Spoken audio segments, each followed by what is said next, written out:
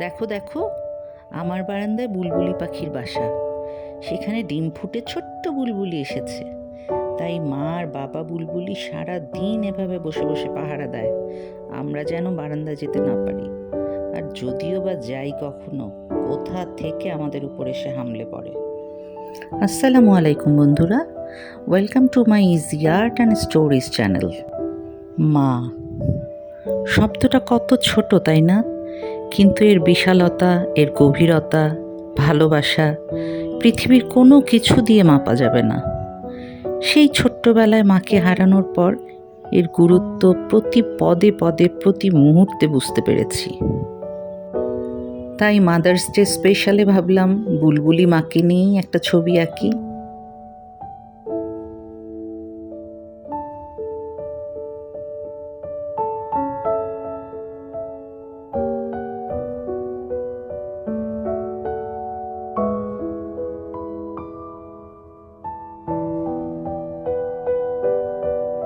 তোমরা নিশ্চয়ই পারবে, যেভাবে দেখিয়েছি আমি, একটু যদিও ফাস্ট ফরওয়ার্ড করা, তারপরেও তোমরা বুঝতে পারবে।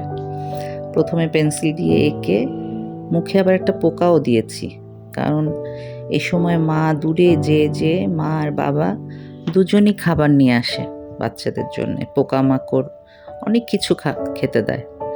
আমি অবশ্য নিচে খাবার দিয়েছিলাম ওদের, কিন্তু ওরা সেই খাবার খাচ্ছিল না, ওরা দূর থেকে পোকামাকড় নিয়ে এসে খাওয়াচ্ছিল। হ্যাঁ, ড্রয়িংটা করে ফেলার পরই তোমরা ইরেজ করে যেগুলো বাড়তি পেন্সিলের দাগ, সেগুলো মুছে দিবে।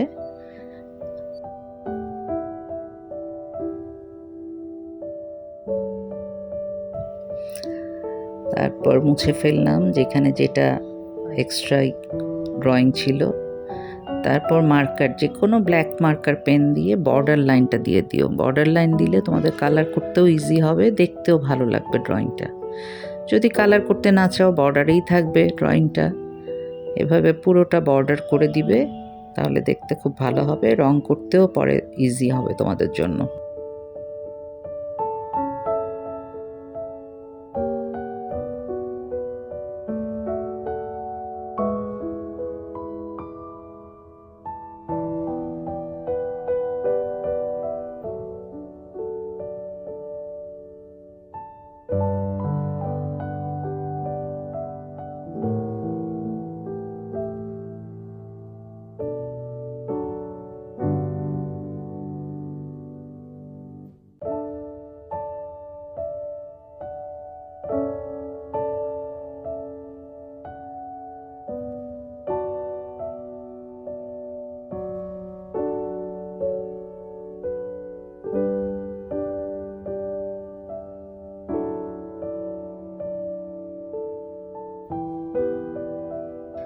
এটা পুরোটা মার্কার দিয়ে ড্রয়িং করার পরে তোমরা ওয়াটার কালারও করতে পারো, পেন্সিল কালার করতে পারো, আবার এটাও রেখে দিতে পারো।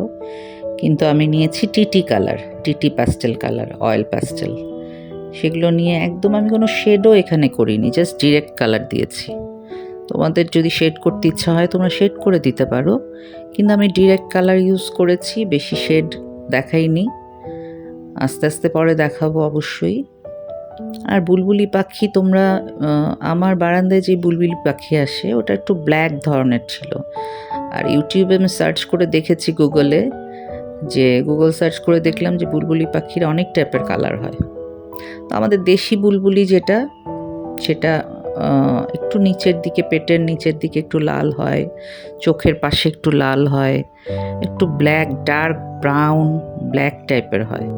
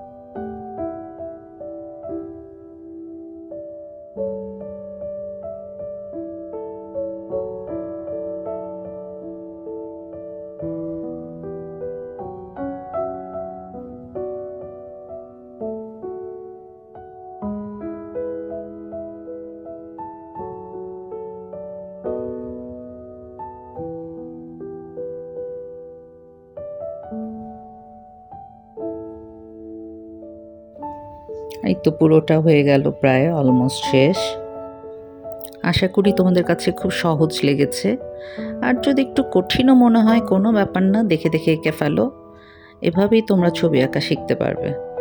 তোমরা অনেক ভালো থাকো। আবার দেখা হবে নেক্সট কোনো সুন্দর একটা ড্রয়িং নিয়ে আসবো সেই ভিডিওতে। আল্লাহ হাফিজ। আর পৃথিবীর সকল মার জন্য অনেক অনেক শুভেচ্ছা এবং happy mother's day. Bye bye.